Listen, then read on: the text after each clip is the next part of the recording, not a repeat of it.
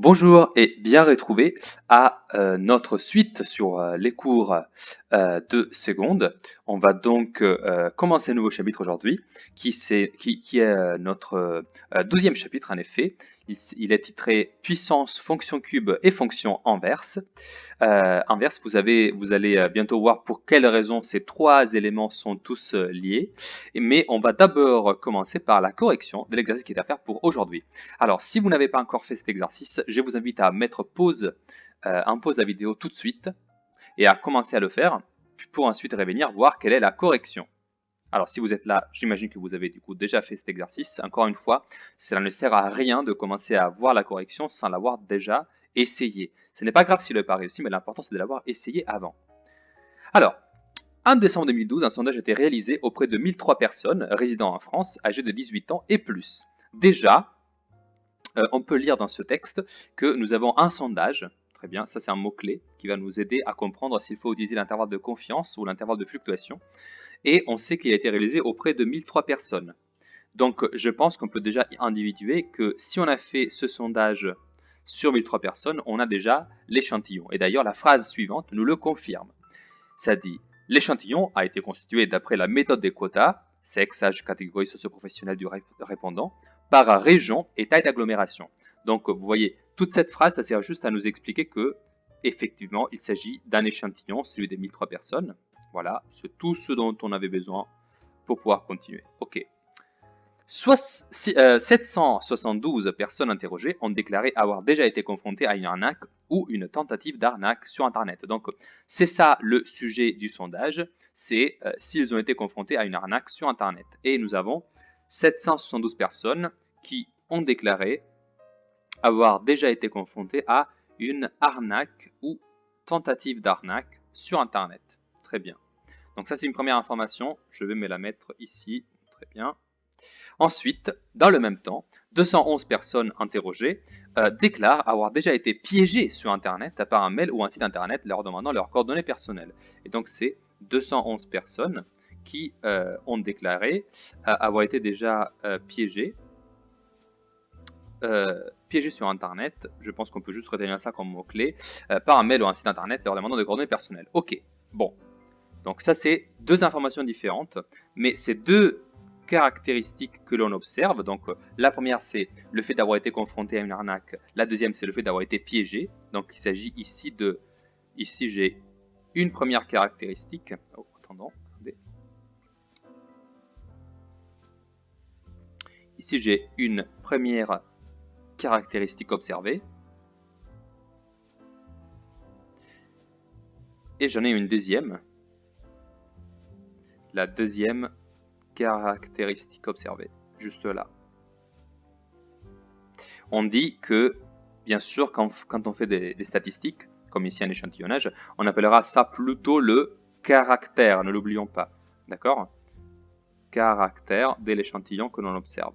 Caractère et caractère. Très bien, très bien. Ok, maintenant, on peut essayer de répondre aux questions.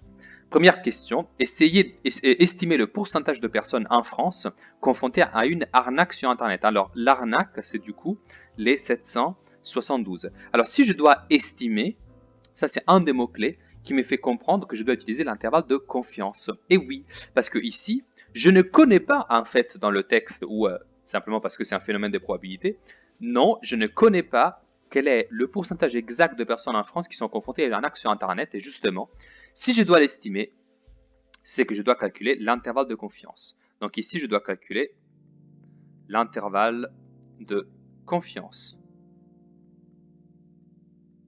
Pour ce faire, j'ai besoin de calculer d'abord la fréquence dans l'échantillon. Et la fréquence ici, c'est de 772 divisé par 1003. Alors pourquoi? Parce que déjà l'échantillon, c'est de 1003 personnes. Et déjà, je sais que c'est 772 qui ont été confrontés à une arnaque sur Internet. Donc je vais faire 772 divisé par 1003. Cela va me donner comme résultat 0,769. Mais je peux l'arrondir si vous regardez. Si vous faites ce calcul à la calculatrice, vous pouvez l'arrondir tranquillement à 0,770, donc 0,77. Très bien. Ok. Maintenant, je peux passer directement au calcul de l'intervalle de confiance. J'applique donc la formule que je vous rappelle ici, f0 moins 1 sur la racine de n, point virgule, f0 plus 1 divisé par la racine de n. Et si j'applique cette formule, cela va me donner 0,77 moins 1 divisé par la racine de 1003, point virgule, toujours la même chose, donc 0,77 plus 1 divisé par la racine de 1003. Très bien, j'effectue ce calcul. Cela me donne du coup 0,77. À la calculatrice, faites-le avec moi s'il vous plaît. Ça, vous êtes toujours à développer un bon rapport avec la calculatrice. Et cela va vous donner comme résultat, toujours je l'arrondis bien sûr, ça vous donnera 0,738 de faire ce calcul. Point virgule. De l'autre côté, je fais la même opération mais avec le signe plus au milieu. Et donc je trouve 0,802 si j'arrondis. Très bien. Alors, maintenant, je peux donc estimer, rappelons-le, la question c'était estimer, c'était un pourcentage qu'il fallait trouver, donc le pourcentage de personnes en France confrontées à une arnaque sur Internet. Alors, grâce à ça, donc grâce à l'intervalle de confiance, j'affirme avec, donc rappelons-le toujours, hein, ça c'est vrai à 95% de probabilité, que le pourcentage donc, des gens confrontés en France à une arnaque, c'est entre 0,738 et 0,802, mais en pourcentage, ça donne 73,8% et 80,2% est la fourchette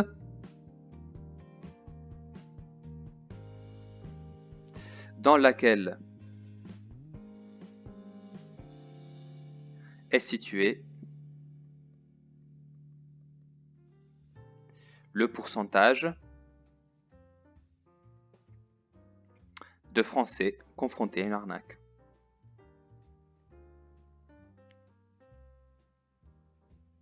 Confrontés à une arnaque sur Internet, bien sûr. Ok. Pour la deuxième question, je vais faire exactement la même chose. Parce que la deuxième question, c'est juste estimer toujours, le pourcentage toujours, des personnes qui ont cette fois-ci déjà été piégées sur Internet. Du coup, j'aurais fait exactement la même chose. Cette fois-ci, c'est assez rapide, en effet. Alors du coup, j'aurais fait, non pas cette fois-ci 772, bien sûr, mais 211 divisé par 1003. Je peux l'écrire directement dans le calcul final, là, bien sûr. Moins 1 divisé par la racine carrée de 1003, point virgule, 211 divisé par 1003, plus 1 divisé par la racine carrée de 1003. Voilà, j'effectue ce calcul à la calculatrice très rapidement. Ça me donne 211 divisé par 1003, auquel je soustrais 1 divisé par la racine carrée de toujours 1003. Ça va me donner comme résultat 0,179, arrondi toujours. Et de l'autre côté, ça va me donner comme résultat 0,242, toujours arrondi au millième. Et donc, le pourcentage, il est compris entre 17,9%, donc ça c'est inférieur ou égal au pourcentage, supérieur ou égal à 24,2%. C'est une autre façon de l'exprimer. Mais voilà donc votre résultat. Je ne le détaille pas plus que ça parce que je l'ai déjà détaillé assez longuement.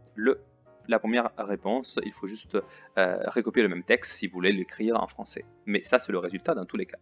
Voilà, j'espère que cela a été clair et cela va donc clôturer notre chapitre sur l'intervalle de fluctuation et l'intervalle de confiance.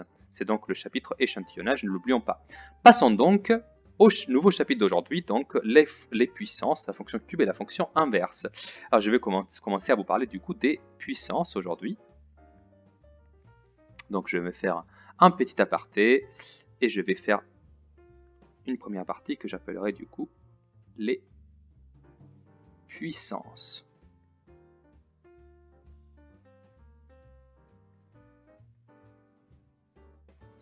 Commençons donc notre cours sur les puissances en rappelant des choses que nous savons déjà. Mais juste, on va les écrire avec nos connaissances de seconde actuelles. Alors, je vais considérer, si j'ai, disons, un nombre, n'importe lequel, A, et quand je dis n'importe lequel, je pense que vous commencez à comprendre que, en fait, je dis que ce nombre-là, c'est un nombre réel, et je vais dire que je considère un nombre, cette fois-ci entier, et je vais dire que ce nombre entier, il est en plus un entier positif. Donc, par exemple, 3, 4, 57 ou même 0. D'accord? Positif, ça veut dire positif ou égal à 0. Hein. Donc, un entier positif, et ce nombre-là s'appellera m. Et donc, je vais dire que m, il appartient à l'ensemble des nombres naturels. D'accord? C'était ça qu'on avait défini dans les chapitres précédents. Eh bien, alors, je peux définir qu'est-ce que ça veut dire d'écrire a à la puissance m. Écrivons-le plutôt en rouge pour le distinguer. A à la puissance m est égal à justement le nombre a multiplié un certain nombre de fois lui-même, et ce nombre de fois, c'est égal à m. Donc il est multiplié fois lui-même m fois. Par exemple, on peut prendre 2 à la puissance 4 et dire que ça c'est égal à 2 fois 2, deuxième fois 2, troisième fois 2, quatrième fois. Voilà. Maintenant, on peut se poser la question, qu'est-ce qui se passe si à la place de faire a à la puissance m, j'ai fait a à la puissance moins m? Parce que oui, dans ce cas-là, qu'est-ce que cela me donne comme résultat? Alors, quand la puissance d'un nombre est négative, on va dire que a à la puissance moins m est égal à la fraction composée par 1 au numérateur, et au dénominateur, il y aura a à la puissance m, comme tout à l'heure. Alors, comme je sais que a à la puissance m est égal à la répétition m fois de a, multiplié fois lui-même, donc ça, ce sera égal à a fois a fois a, etc., comme tout à l'heure. Hein, et c'est toujours m fois. La différence, c'est juste que cela a lieu au dénominateur. D'accord? Donc, si je vous fais un exemple, si je considère 3 à la puissance moins 2, imaginons, eh bien ça, je l'écris comme étant égal à 1 divisé par 3 à la puissance 2. Vous voyez, le moins, il a disparu ici. Et ça, c'est donc égal à 1 divisé par 3 fois 3. Et donc, si je veux arriver au bout de mon calcul, ça, c'est égal à 1 neuvième. D'accord? Enfin, il y a un dernier cas qu'il ne faut pas oublier, c'est le cas où m est bien égal à 0. Donc, qu'est-ce qui se passe si je fais a à la puissance 0? Ça, c'est le cas le plus simple, parce que ici, par convention, on dit que a à la puissance 0, c'est égal à tout simplement 1. Alors, ça veut dire que si je fais un exemple, encore une fois, si je prends n'importe quel nombre, par exemple, moins 4, bah oui, pourquoi pas, à la puissance 0, eh bien ça c'est égal à 1. Alors ici, je vous marque donc les choses importantes. Ça c'est a à la puissance m, avec a un nombre réel et m un nombre entier positif. Ça c'est a à la puissance moins m. Et nous avons enfin parlé de qu'est-ce que ça veut dire a à la puissance 0. Tout ça c'était rappel, ça veut dire que vous savez a priori déjà de quoi on parle. D'accord? Et tout ça, c'est une grosse définition. C'est la définition de qu'est-ce qu'on peut faire avec des puissances. Je vais vous le marquer. C'est une définition. Définition. Très bien, très bien. Ok. Vous avez déjà vu des exemples de ça. Je vous en donne quelques autres un peu plus difficiles, on va dire. Quelques autres exemples, je vous les fais ici. Parce que pour le moment, je vous ai fait que des exemples numériques, mais bien sûr, je pourrais avoir aussi d'autres exemples, comme par exemple, qu'est-ce que ça veut dire de faire 4 plus b à la puissance 3? Eh bien, ça sera égal à faire 4 plus b fois 4 plus b fois, encore une fois, 4 plus b. Après, je peux ne pas avoir envie de faire le calcul, ici ce n'est pas demandé, c'est juste pour vous expliquer qu'est-ce que cela peut bien vouloir dire. Je pourrais par exemple considérer un autre exemple où j'ai la quantité 2 à la puissance moins 1. Qu'est-ce que ça veut dire ça? Ça veut dire que je fais 1 divisé par la puissance 2 élevé à la puissance 1. Mais 2 à la puissance 1, c'est égal à 2, tout simplement. Donc ça, en fait, c'est égal à 1 demi. Je pourrais avoir encore, par exemple, encore d'une autre couleur, on pourrait avoir x à la puissance 4, par exemple. Ça veut dire ça, de faire x fois x fois x fois x. Et pourquoi pas, je pourrais avoir également x à la puissance moins 3. Ça veut dire de faire 1 divisé par x à la puissance 3. Et ça, c'est égal à 1 divisé par x fois x fois x. Voilà. Donc ici, je fais plusieurs exemples. Je rajoute un S. Et passons donc à la suite du cours pour voir une belle propriété des puissances. Alors, les puissances ont des magnifiques propriétés. Je vais donc vous faire ici un grand. Les propriétés des puissances. Pour chacune des propriétés, je vais vous faire un exemple. Donc, soyez pas inquiets. Alors, première propriété. Alors déjà, établissons juste notre vocabulaire. On va dire que A et B sont deux nombres quelconques. D'accord? Deux nombres quelconques. Rappelez-vous, hein, quand on parle de nombres quelconques, on dit en général qu'ils sont des nombres réels. Et ensuite, je vais considérer deux entiers relatifs, donc ils peuvent être positifs ou négatifs, que j'appellerai toujours M et N. D'accord? Donc eux, ce sont deux entiers relatifs. Donc ça veut dire que ce sont des nombres entiers qui peuvent être positifs ou négatifs. D'accord? Ok. Cela dit, je peux considérer les propriétés suivantes. Alors, qu'est-ce qui se passe si j'écris l'expression A à la puissance M multiplié fois A à la puissance N? Eh bien, le résultat de ce calcul, ce sera égal à A à la puissance M plus N. Cette règle, la première que nous voyons ici, donc, elle est super importante. Je vous l'encadre en jaune. C'est la numéro 1. Et je vous fais tout de suite un exemple. Imaginez d'avoir du coup le nombre moins 3. C'est un nombre réel, bien sûr. Je le fais à la puissance 4 et je le multiplie fois le même nombre. Attention, parce que A, c'est le même nombre à droite et à gauche. Donc, c'est toujours moins 3. Cette fois-ci, à la puissance 7. D'accord? Alors, qu'est-ce que ça veut dire ça? Ça veut dire que si je fais cette opération, je suis en train de faire une multiplication entre deux puissances, et ça veut dire que le résultat sera égal à moins 3, toujours le même nombre qui sert de base de la puissance. Et cette fois-ci, du coup, j'écrirai comme puissance, non pas 4, non pas 7, mais 4 plus 7. Ça veut dire que ici, j'écrirai que ça est égal à moins 3, toujours à la puissance.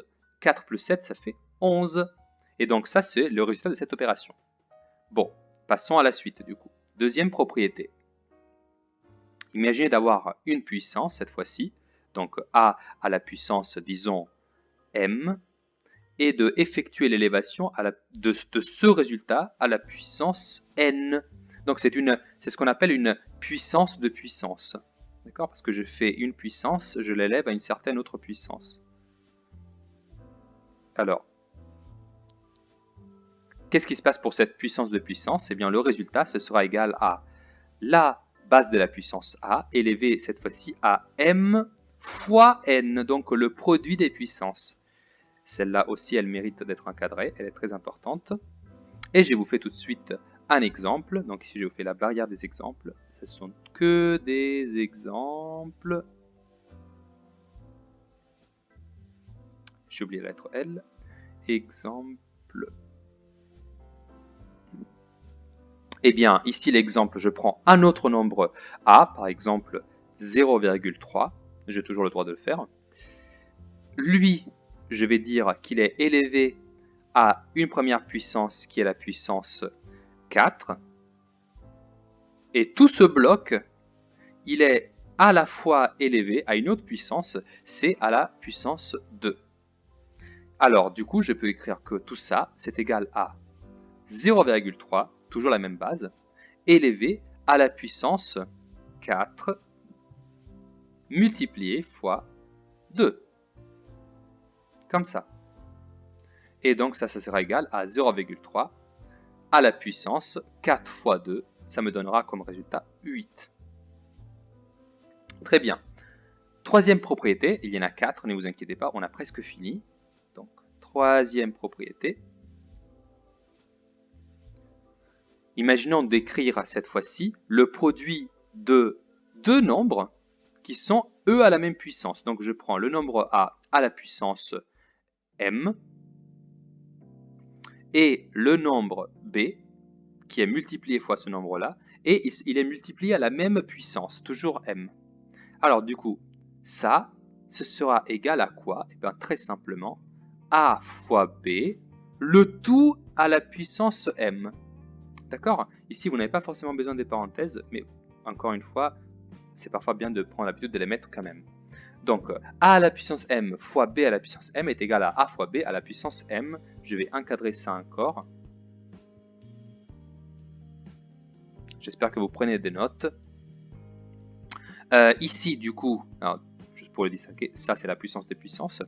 Je vous fais donc tout de suite un exemple. Je vais donc cette fois-ci prendre deux nombres différents. Par exemple, 0,1 et 4. Ok? Donc je vais dire 0,1 à la puissance 3. Et je vais prendre un autre nombre. Donc, par exemple, le nombre 0, excusez-moi, je vais dire 4. Pardon. Donc 4. Et je vais donc effectuer le produit entre 0,1 à la puissance 3 fois 4 à la même puissance, pas une autre puissance, donc à la puissance 3 toujours. Et ici, je vais trouver comme résultat, du coup, de l'autre côté, ça va me donner le produit des deux nombres que j'avais écrits comme les bases des puissances, donc 0,1 fois 4, tout cela élevé toujours à la même puissance, à la puissance 3. Et ça, je peux effectuer cette opération, ça va me donner du coup, c'est quoi 0,1 fois 4? Bah, ça fait 0,4. Donc ça fait 0,4 à la puissance 3. Voilà comment le simplifier. Ok, dernière propriété, voilà, on a presque fini. Propriété 4. On a du coup, cette fois-ci, on a fait, ça c'était le produit, et maintenant on va faire la division. Donc A à la puissance M divisé par B toujours à la puissance M. Attention, hein, c'est la même puissance. Eh bien, ça vous donne comme résultat A divisé par B, le tout à la puissance M. Si on veut, en fait, on peut remarquer que cette quatrième propriété, c'est juste un cas particulier de la troisième. D'accord? Donc, je vais plutôt dire que la troisième propriété, elle est déclinée selon deux cas. Il y a le premier, et là, il y a le premier cas et le deuxième cas juste ici. Je vous fais quand même un exemple de ça également, bien sûr. Imaginons d'avoir du coup le rapport entre, on va dire, 10 à la puissance 4 divisé par, au dénominateur cette fois-ci je vais prendre 2 à la puissance 4. Donc vous voyez, encore une fois, c'est la même puissance à droite et à gauche. Alors du coup, ça c'est égal à le rapport 10 divisé par 2, tout cela à la puissance 4. Et je peux donc affirmer que ça c'est égal à 10 divisé par 2, ça fait 5. Et donc c'est 5 à la puissance 4. Voilà une belle simplification. Ok, la dernière propriété, oui parce qu'on avait dit que c'était 4, mais j'ai un peu triché et du coup j'en ai fait 2 à 1. Et donc la quatrième et dernière propriété, c'est promis cette fois-ci, ce n'est plus une arnaque, c'est qu'est-ce qui se passe si vous avez une fraction avec au numérateur A à une certaine puissance qu'on va appeler M, et au dénominateur la même base de la puissance a, mais cette fois-ci à la puissance n. Alors dans ce cas de figure, le résultat ce sera a tout simplement à la puissance m auquel je soustrais la puissance n. J'encadre celle-là, c'est la dernière, je vais vous faire l'exemple et puis on aura terminé pour aujourd'hui. Voilà, on arrête du coup, je prolonge la ligne des exemples et on fait du coup comme exemple, on va considérer deux nombres réels, donc je vais prendre 4 à la puissance, excusez-moi, 4 à la puissance 7 divisé par 4, toujours, à la puissance 9. Écrivons-le de la bonne couleur. Qu'est-ce qui se passe ici? Alors, le résultat, ce sera du coup toujours mon 4, qui ne change pas, hein, c'est toujours le même. Et cette fois-ci, c'est à la puissance que je dois prêter attention. Ça, c'est égal du coup à 7, auquel je soustrais 9. Mais ça fait combien 7 moins 9? Alors, 7 moins 9, ça fait donc moins 2. Et donc, le résultat final, c'est 4 à la puissance moins 2. Alors, je peux soit laisser comme ça le résultat, soit, si je veux vraiment soigner mon travail, je vous rappelle qu'il y avait une propriété qui nous disait, on l'a vu tout à l'heure, que n'importe quel nombre a une puissance négative. Donc, ça, c'est, je vous le mets en option, hein, ce n'est pas obligatoire, si ce n'est pas demandé, bien sûr. Je peux toujours dire que 4 à la puissance moins 2, en fait, c'est égal à 1 divisé par 4 à la puissance 2. D'accord? Et donc, ça fait 1 divisé par 4 fois 4. Et 4 fois 4, on le sait très bien, ça fait 1 16e. Donc ça, c'est juste pour, si je veux arriver à la toute fin de mon calcul, c'est ça. Alors voilà, ça c'était les 4 propriétés qu'on découvre cette année par rapport aux puissances. D'accord? C'est vraiment là qu'il faut se concentrer pour le cours de ce chapitre. On va ensuite rajouter du cours sur qu'est-ce que c'est la fonction cube et qu'est-ce que c'est que la fonction inverse. Mais pour le moment, je vous demande de vous concentrer ici et je vous invite à pratiquer ces nouvelles notions sur les exercices que je mettrai en ligne dans votre cahier de texte. Je vous remercie pour l'attention jusque-là. N'hésitez pas à commenter si vous avez des difficultés ou des questions. Je répondrai à vos commentaires, ne vous inquiétez pas. Ou si vous voulez m'envoyer des messages privés, c'est aussi une possibilité. N'hésitez pas à le faire. Je vous remercie pour l'attention et je vous dis à la prochaine.